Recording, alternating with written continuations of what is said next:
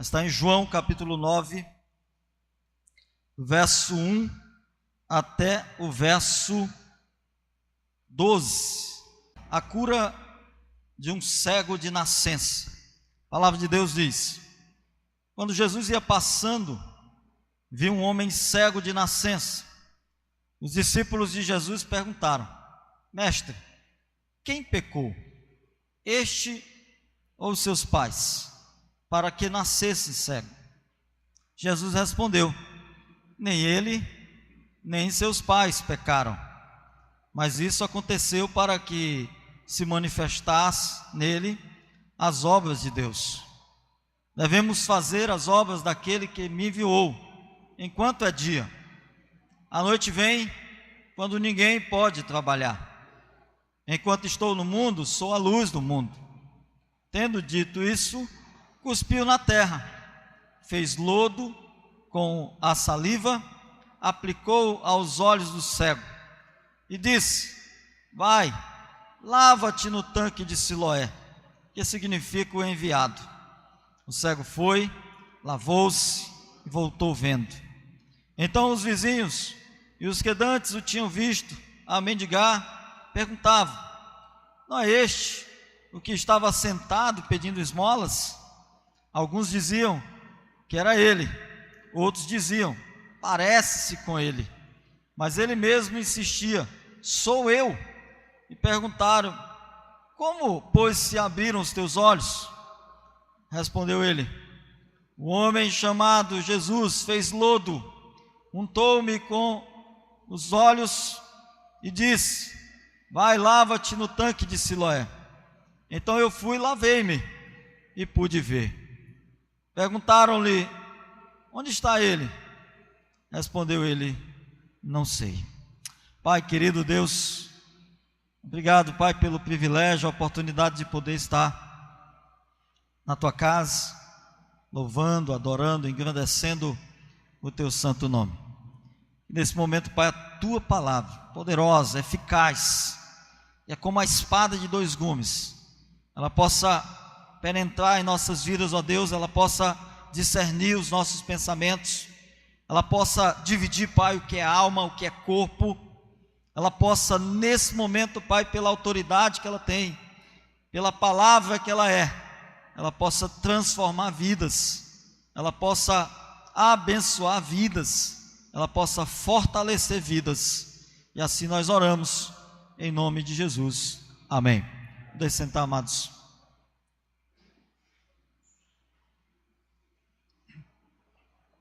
Seria bom se a gente pudesse ver aquilo que é invisível.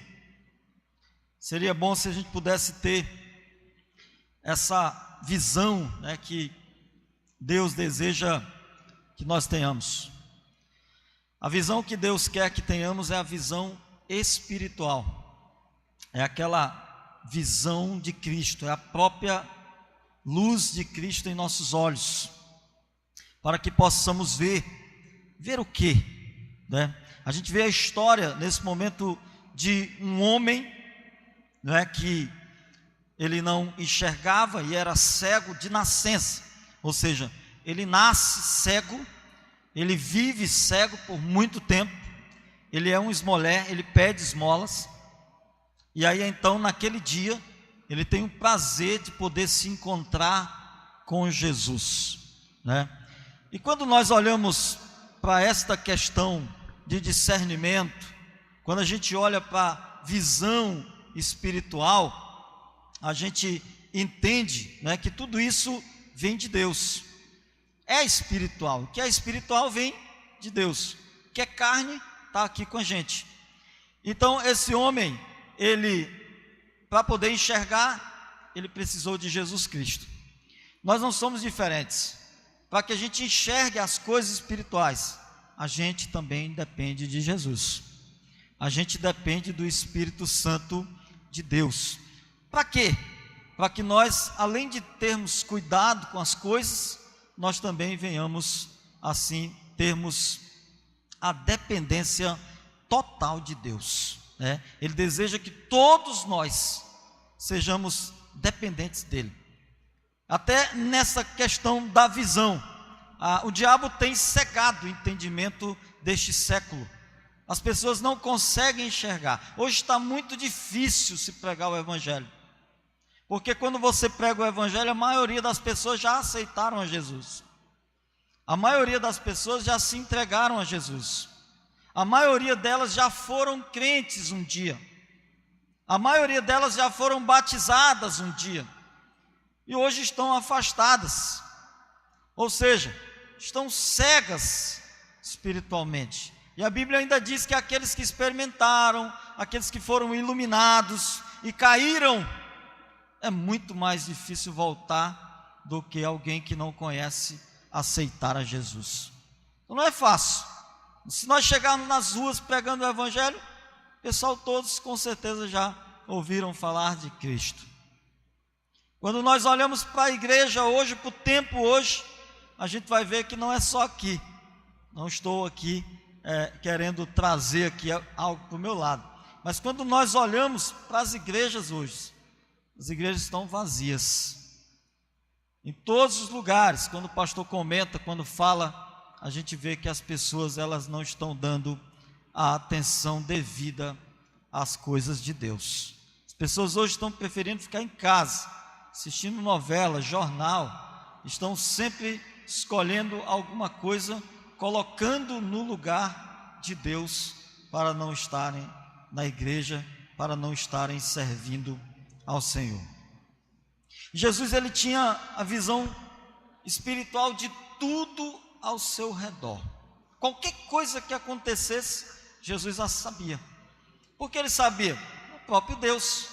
Ele consegue discernir, ele consegue saber o que tem dentro do nosso coração. Por quê? Porque ele é onisciente. Ele é onisciente. Antes mesmo da gente falar, ele já sabe o que nós vamos dizer. Ele sabe o que tem dentro dos nossos pensamentos. Ele sabe o que está dentro do nosso coração.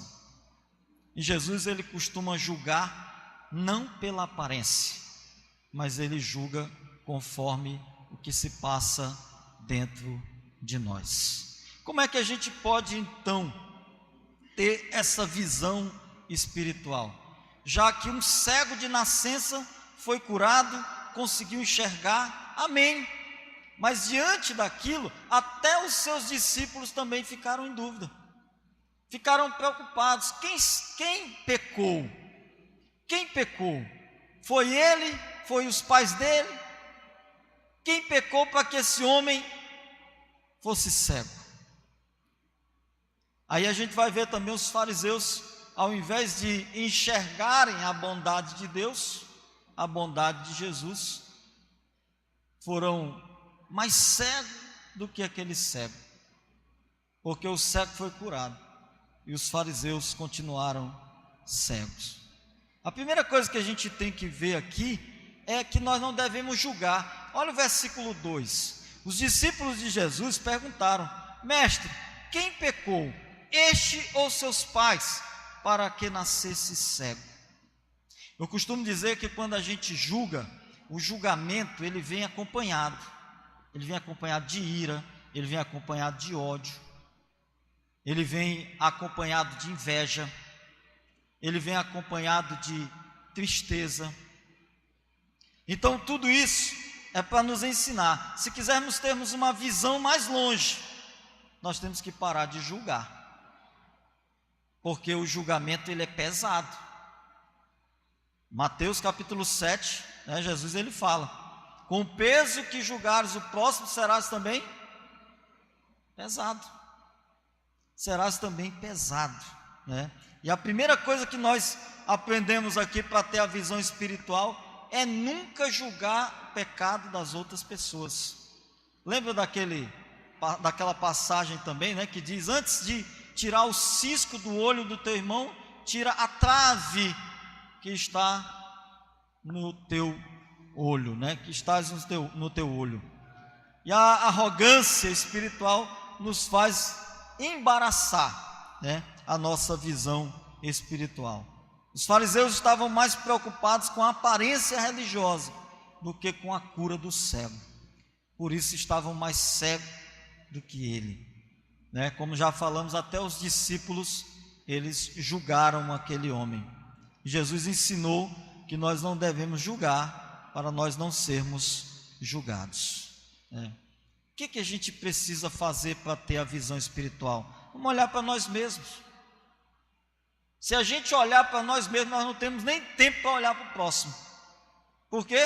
Porque a gente é cheio de falha, a gente é cheio de pecado, a gente é cheio de falhas que, de certa forma, tem até nos afastado de Deus. Nós temos que nos preocupar com isso. Isso é questão espiritual, isso é visão espiritual. Então devemos olhar para nós mesmos e não julgar os outros, né? Devemos reconhecer os nossos próprios erros. A segunda coisa que nós temos que fazer, nós precisamos ver as coisas boas de Deus. Eu tenho certeza que Deus tem feito maravilhas na vida de vocês. Deus tem cuidado de vocês de uma maneira especial, tem tratado de uma maneira que vocês, assim, quando pensa nisso, né? Quando consegue colocar a visão nessa questão, se alegra. O quanto Deus é bom. Mas qual é a nossa tendência? Olhar só para as coisas ruins dessa vida. A gente está preocupado com a escuridão e não entende o quanto que Deus é bom e ilumina, né, as nossas vidas. Olha o versículo 3, o que diz? Jesus respondeu: nem ele nem seus pais pecaram, mas isso aconteceu para que se manifeste nele as obras de Deus. O que há de bom aqui nesta passagem?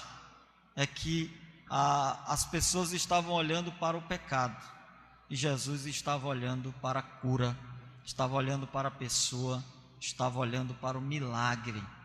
E quando Jesus opera um milagre, a glória é de quem? De Deus. Quando Jesus opera um milagre, a glória é de Deus. Saulo foi um exemplo, né, da cegueira espiritual, né? Ele, ao se encontrar com Jesus ali no caminho de Damasco, ele então viu uma forte luz e lhe caíram dos olhos como que umas escamas, e aí depois ele tornou a ver. Jesus, ele ensina aqui aos seus discípulos que não adianta ali ver só o pecado daquele homem, mas que ele realmente foi curado, porque o mais importante ali era manifestar a glória de Deus. Amém? Quando nós ficamos olhando apenas para as dificuldades, nós não conseguimos ver a solução. Alguém já diz que, ou já dizia, e ainda falamos, que a vida é feita por escolhas. Nós podemos escolher as coisas boas e viver bem, em paz, ou podemos escolher as coisas ruins e sermos sempre atribulados por elas mesmas, né? Quando nós ficamos olhando para as dificuldades, nós não conseguimos ver a solução, mas quando nós contemplamos a glória de Deus, nós podemos ver o quanto Ele é maravilhoso, o quanto Ele faz por cada um de nós. Outra coisa que nós podemos aprender nesta noite, meus amados, é que para termos essa visão espiritual, nós precisamos trabalhar. Olha o versículo 4, diz: devemos fazer as obras daquele que me enviou, enquanto é dia. A noite vem, quando ninguém pode trabalhar. Vamos trabalhar enquanto temos saúde, enquanto temos fé, enquanto temos coragem, porque depois a gente vai ficar velhinho, vai adoecer, e aí a gente vai dizer: eu tinha tanta saúde e não fiz nada por Deus, não fiz nada pela sua obra. Por isso Jesus diz: vamos trabalhar enquanto é dia, enquanto temos força, enquanto temos oportunidade, enquanto nós temos coragem, né? A terceira coisa importante para abrir os olhos é servir ao Senhor em sua igreja, fazer a obra do nosso Deus, né? A inquietação vem exatamente por conta da ociosidade, né? Ela produz a insatisfação, mas o serviço de Deus traz a realização. O que nós aprendemos quanto servos de Deus é que nós podemos fazer por Deus muitas coisas, independermos de estarmos em cima ou embaixo, no lado A, no lado B, né? Em cima do muro, do lado de cá, nós podemos fazer sempre algo para Deus. Trabalhar, porque a mente vazia, né? É a oficina de quem? Do diabo. Quando você não trabalha, você começa a pensar, você começa a tentar descobrir, né, as coisas e termina se enrolando, né? Quando você discute muito o que vai fazer, isso termina lhe causando confusão. Vamos trabalhar enquanto dia, né? Vamos alcançar o alvo que temos que alcançar, enquanto nós podemos fazer que nós temos saúde. Versículo 6: tendo Deus Natal, fez lodo com a aplicou dos cegos. Amém?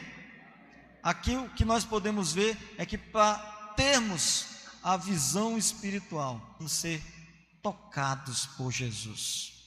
Nós temos que deixar Jesus nos tocar da maneira dele.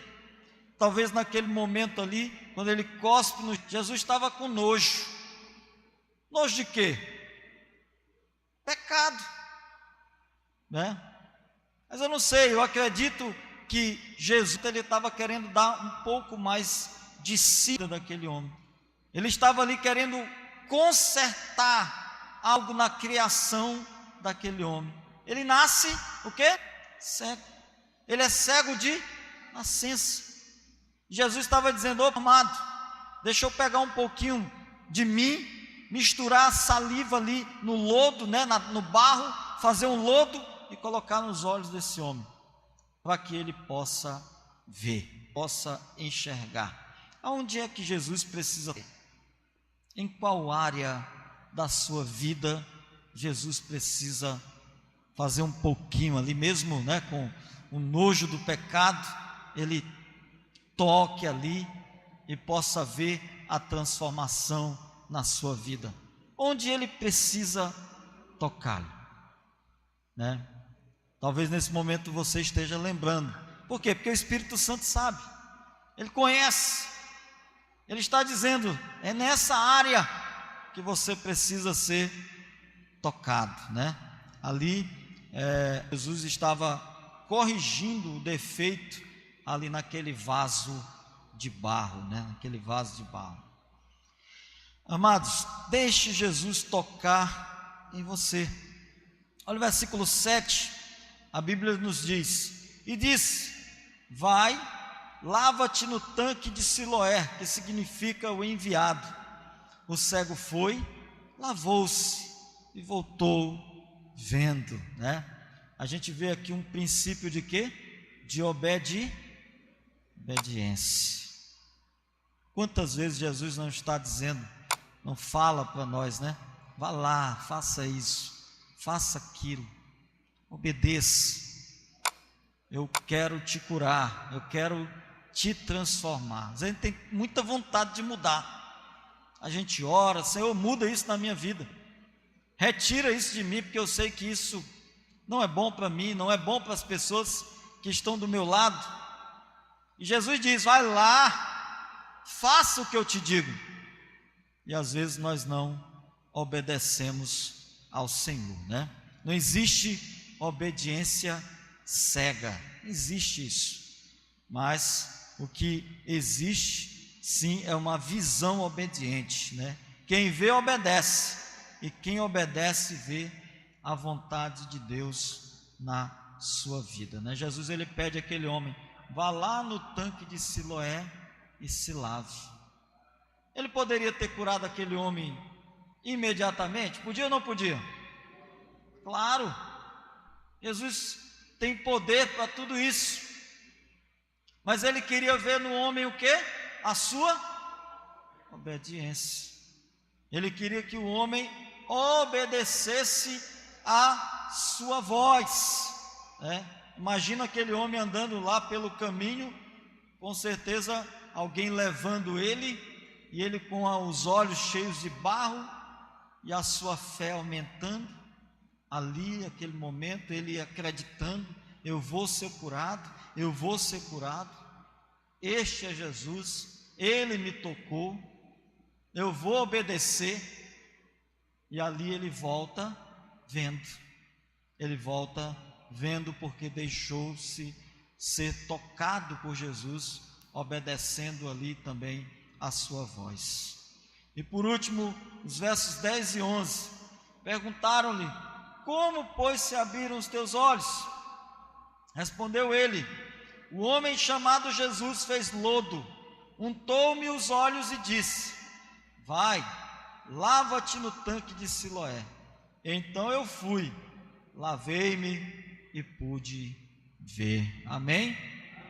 Jesus quer tocar em tua vida nesse momento, mas Ele também deseja que, ao sermos curados, nós também venhamos estar testemunhando de tudo que Ele faz, de tudo que Ele fez e de tudo aquilo que Ele ainda vai fazer.